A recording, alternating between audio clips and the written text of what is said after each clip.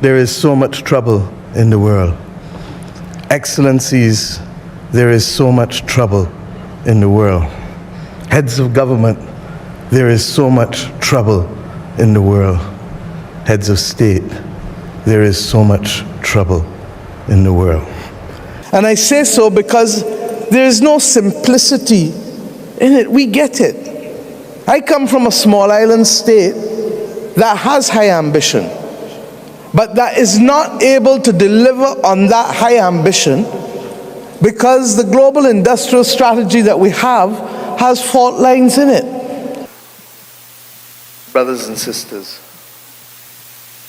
we are here on a Saturday afternoon from so many different corners of the earth because we know that our time here and our commitment matters more than ever. As we speak, war rages in the Middle East, in Africa, in Europe, and in the Americas. While there is no declared war, there is conflict that causes the loss of lives because of access to assault weapons and all of those other things that literally have undermined citizen security in our hemisphere. We are here in the season of superlatives, from the driest to the wettest to the strongest storms. Every possible thing that we could imagine that can disrupt our way of life, from the environment and the range of biodiversity that is so essential to the balance of our earth, has already been affecting us.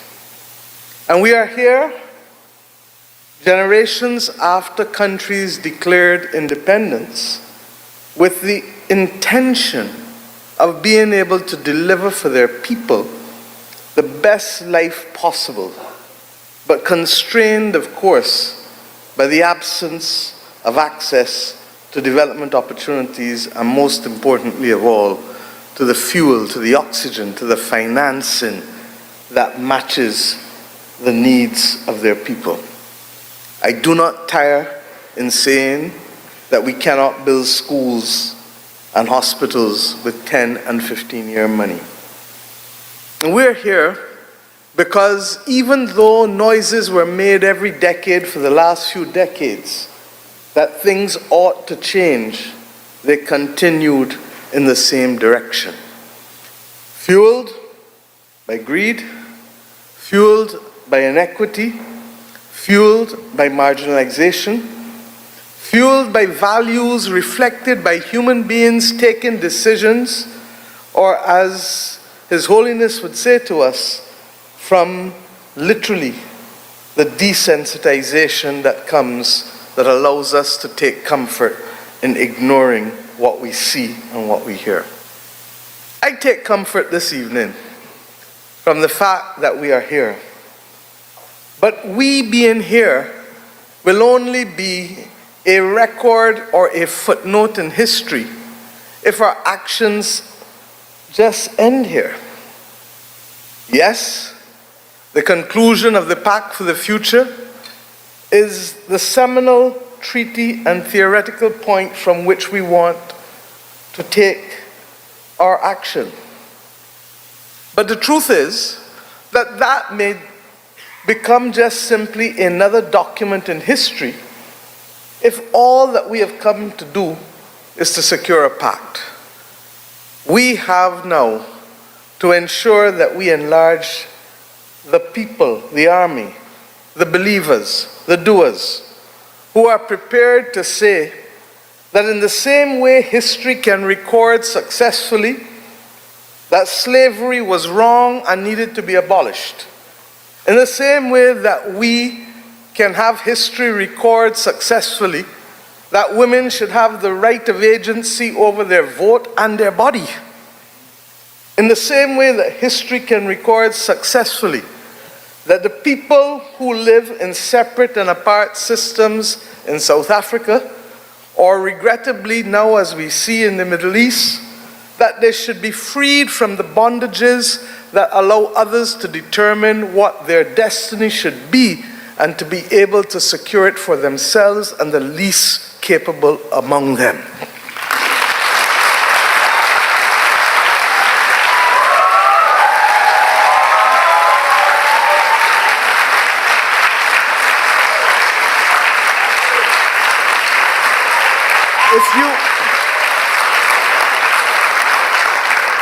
If you lived at those points in history, you might well have said that the battle was impossible.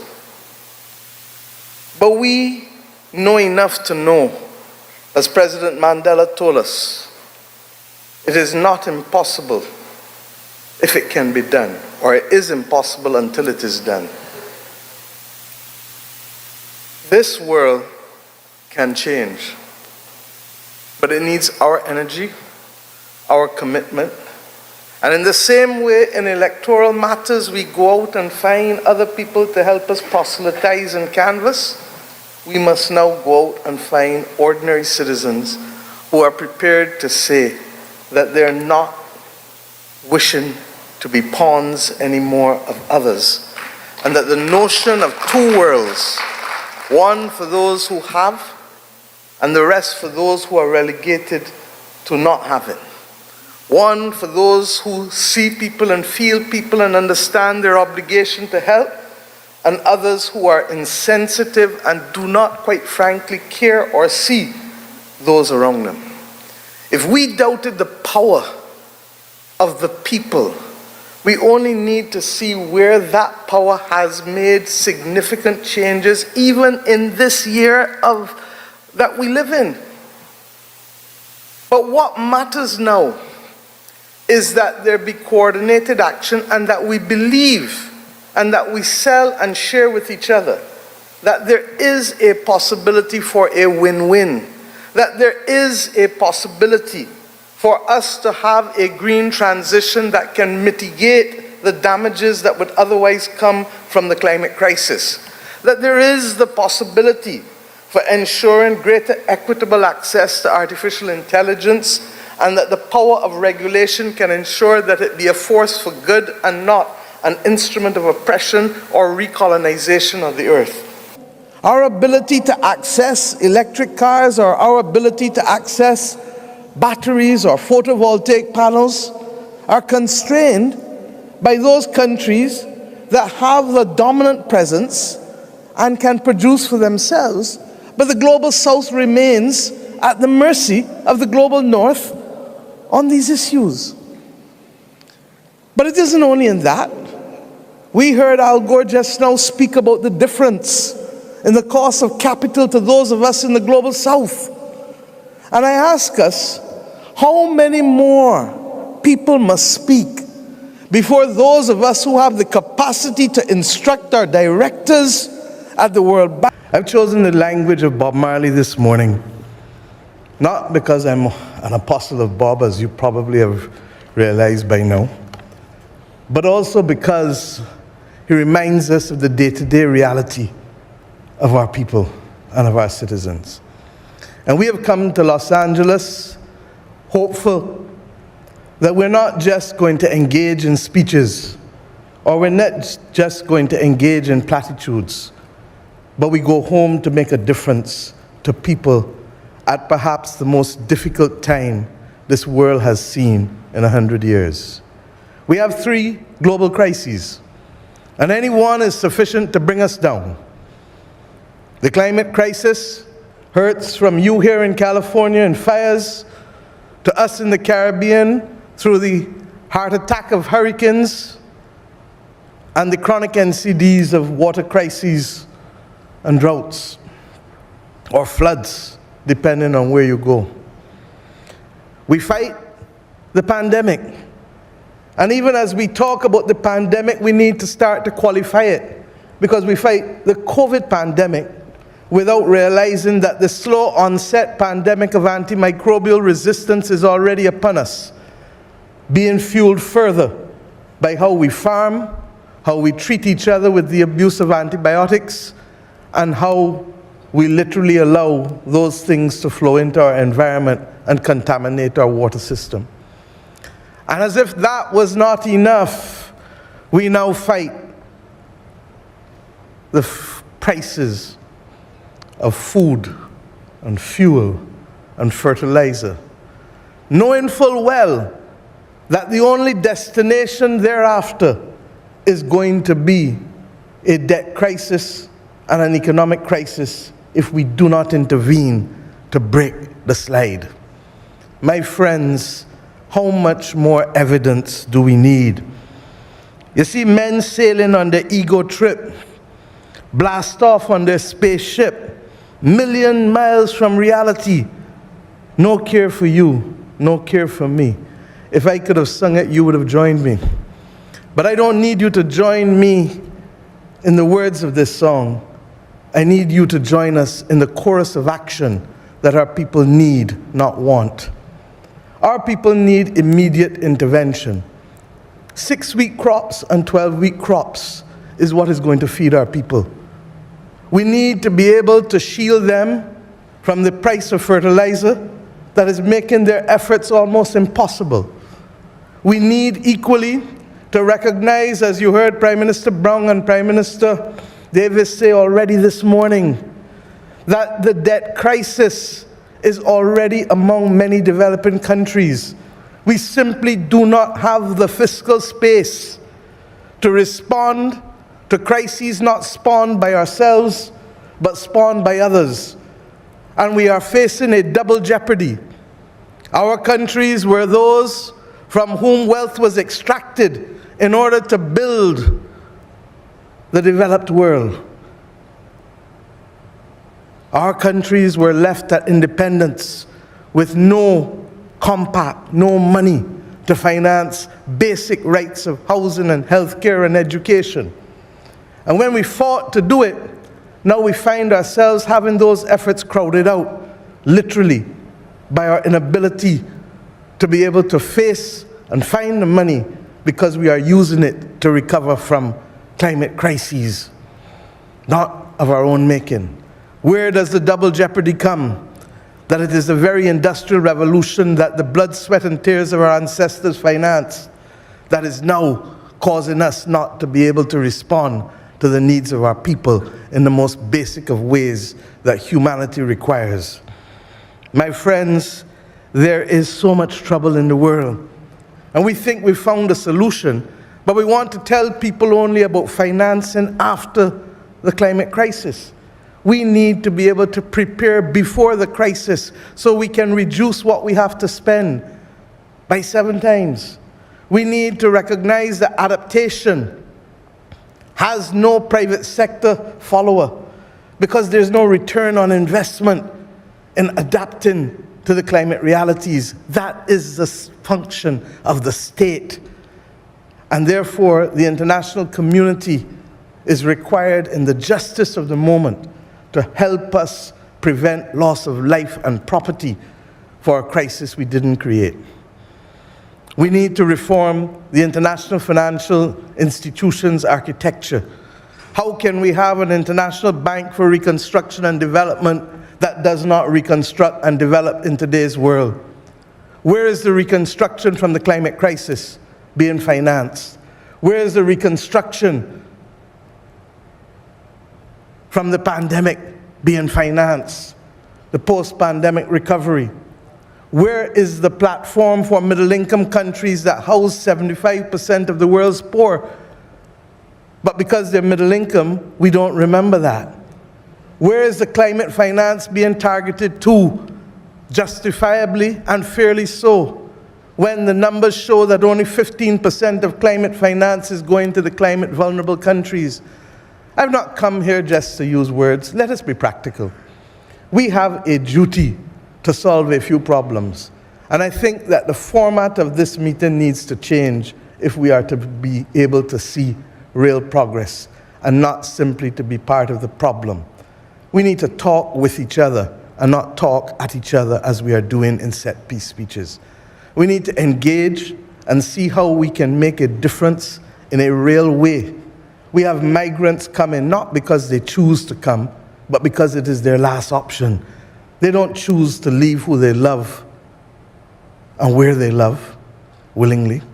And when they come, we now know that we don't need to treat them poorly, because this year has shown that there's a dignified way to treat migrants. We've seen that in Europe. We need to see it in the Americas. And I don't place that burden on the United States of America alone.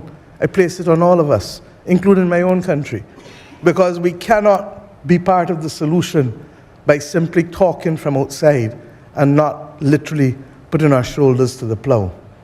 The International Organization of Migrants needs our support.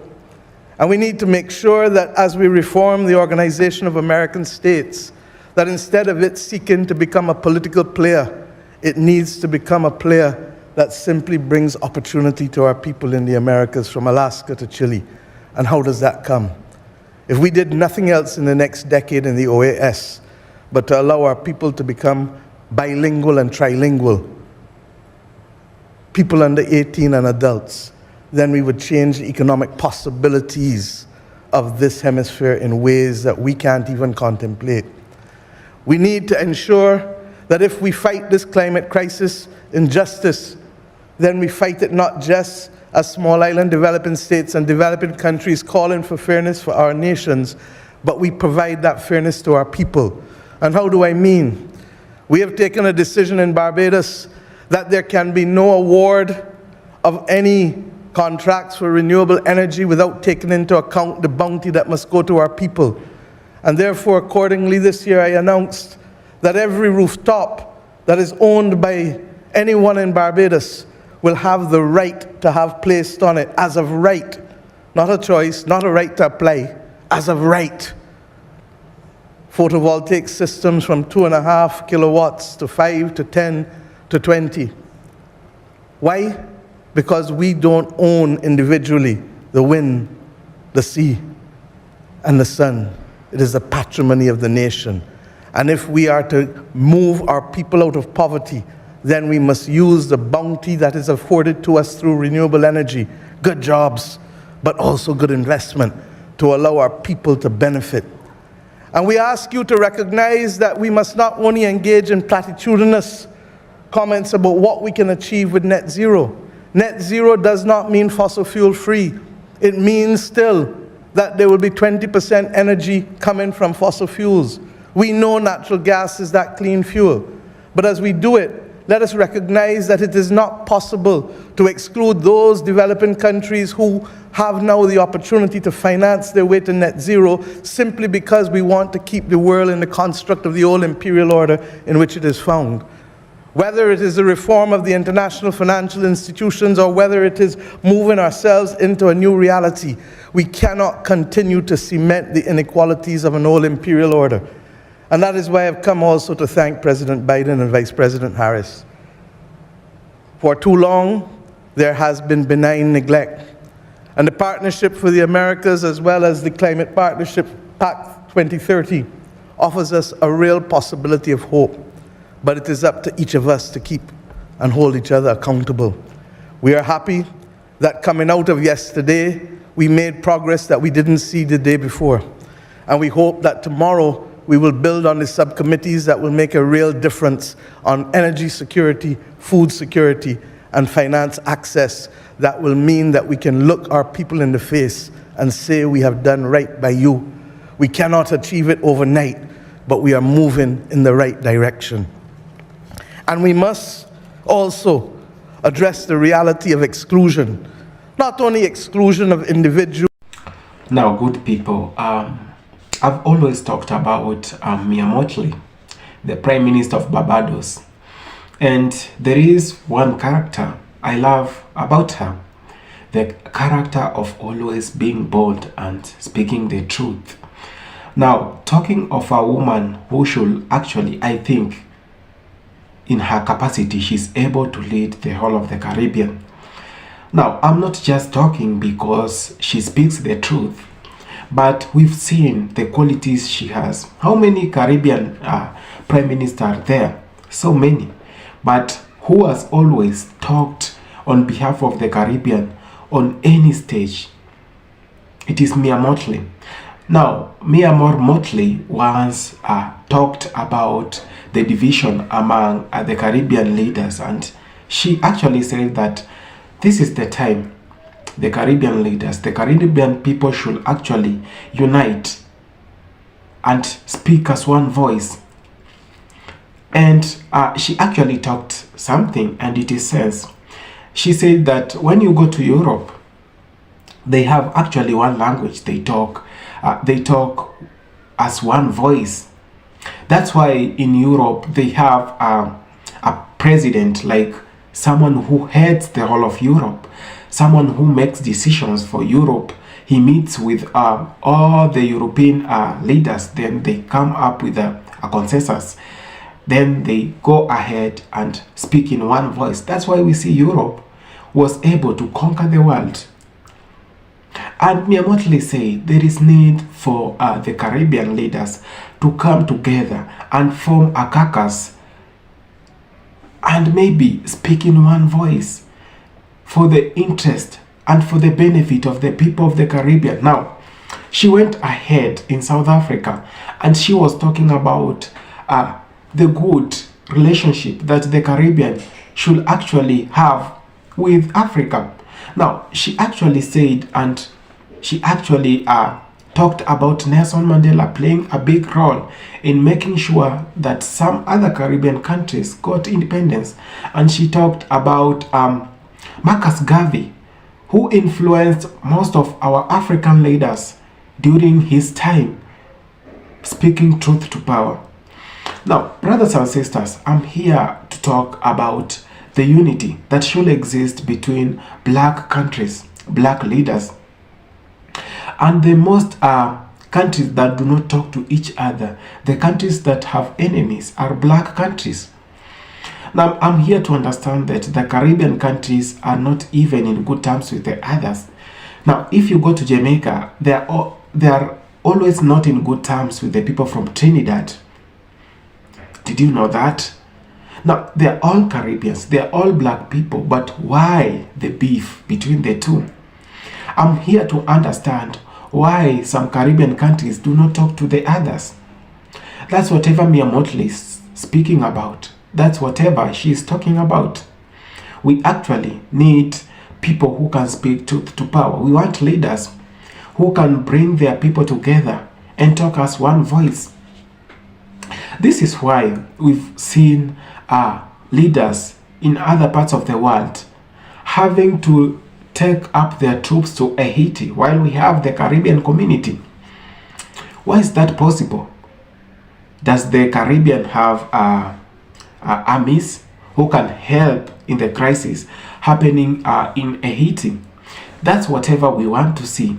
We want to see a strong Caribbean which can talk as one voice. Now, this is the time the Caribbean can take the opportunity and unite with black people in Africa, where their ancestors came from. I've been sharing videos of one and only Ibrahim Traore, the Burkina Faso president, who is advocating for good leadership, and he has gone ahead to say black Americans, black diasporians, African Americans, African diaspora, please come back home. Please come back to Burkina Faso. This is your home. He went ahead and distributed tractors to farmers so that they can actually go and grow more food, so that when the brothers and sisters come, they can find a more stable country.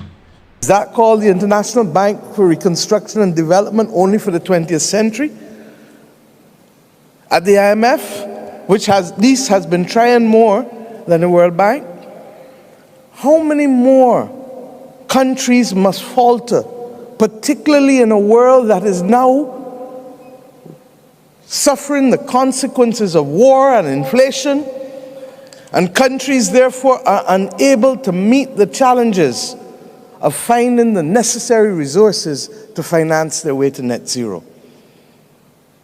This world looks still too much like it did when it was part of an imperialistic empire.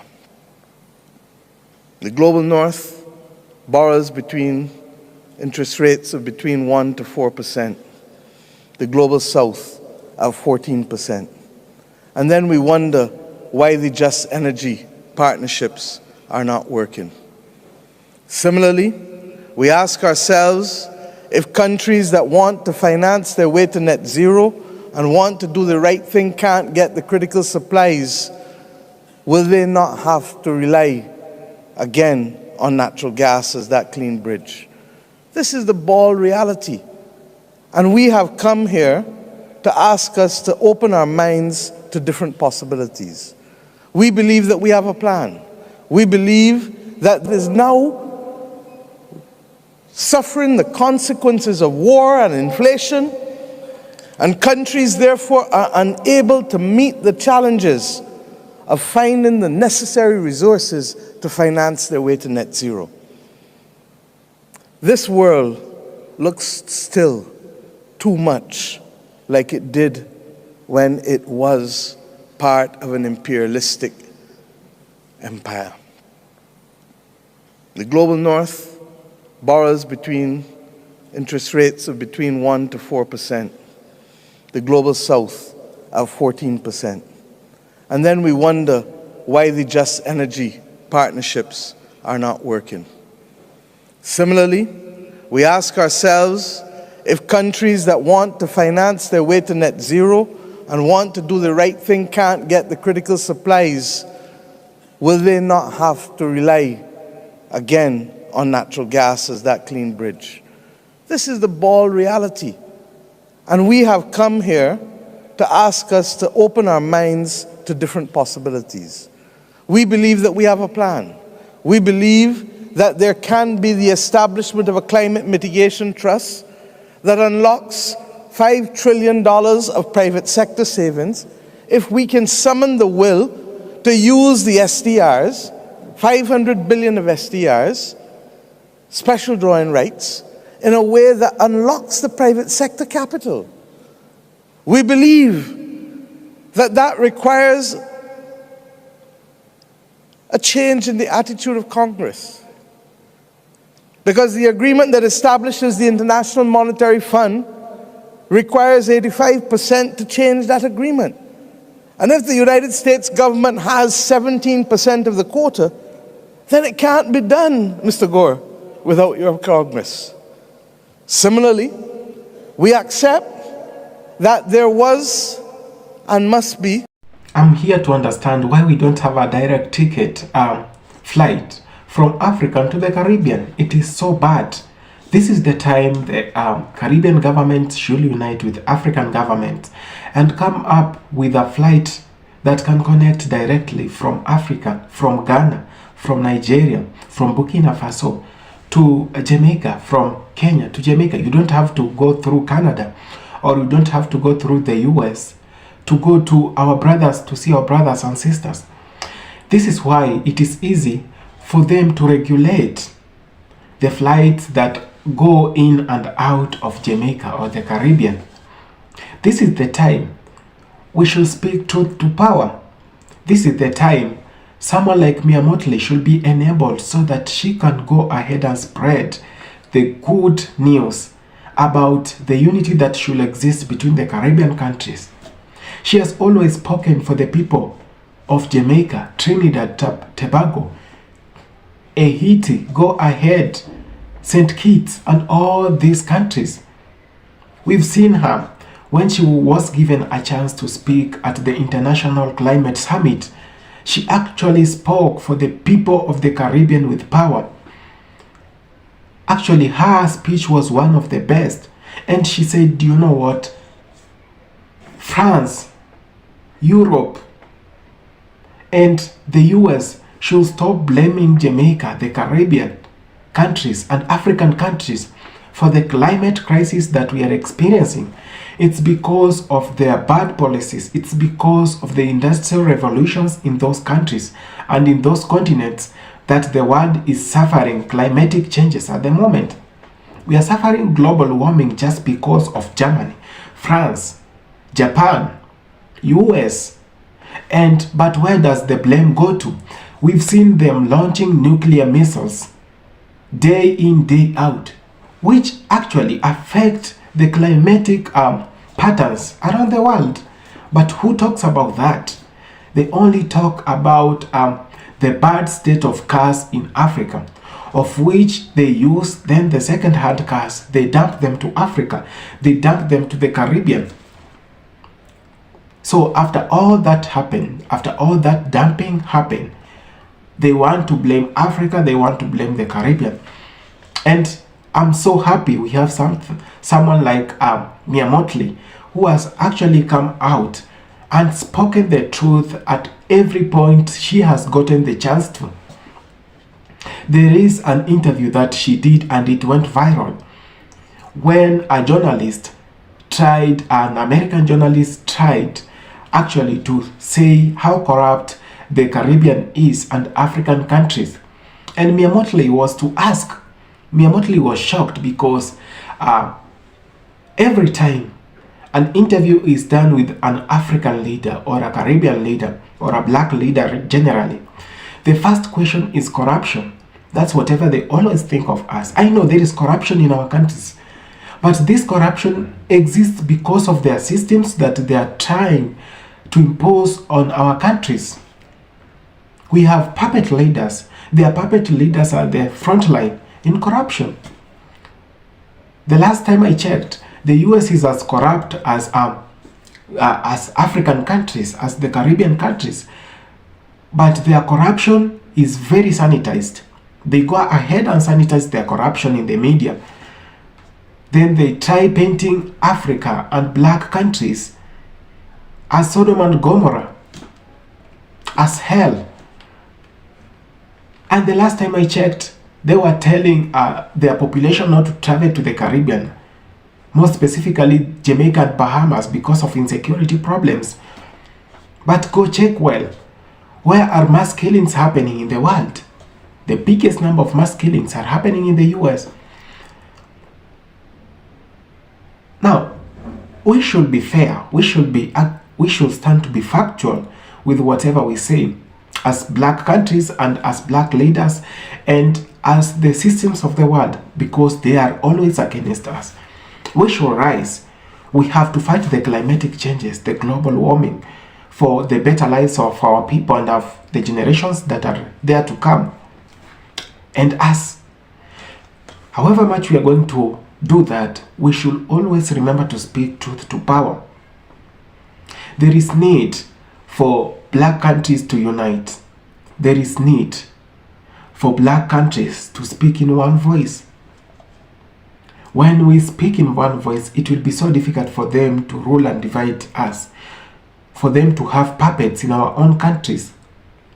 But when we are much divided, when we do not have the unity, it is so easy for their systems to unite and work against us. Jamaicans, Trinidad, Haiti, Tobago, Dominican Republic, and all that I'm not going to mention, Cuba, Antigua, St. Kitts, this is the time. Rise up, speak truth to power. If your leaders are having a problem with the West, or if your leaders are in collaboration with the West, the people themselves should stand and vote better leaders. Hold your leaders accountable. Let the Caribbean unite. Let Africa unite with the Caribbean, because we are brothers and sisters. It is time we realize that it is not going to be business as usual, because the systems are put there to be against us. This is the time. Brothers and sisters, let's hear whatever Motley is speaking. She might not be that perfect, but the little truth she says, we should now learn to use that to better our lives and to better the lives of our black brothers in Africa and in the Caribbean. Thank you so much for having taken your time to watch this video. I'll actually refer you to go and do more research. Watch more videos of Motley, because she has always been speaking about the same thing: unity, unity, unity. And after that, go take videos of Marcus Garvey and learn something. Learn something from Ibrahim Traore of Burkina Faso and Dr. Rikana. You are going to thank me later. Thank you so much. have a good time.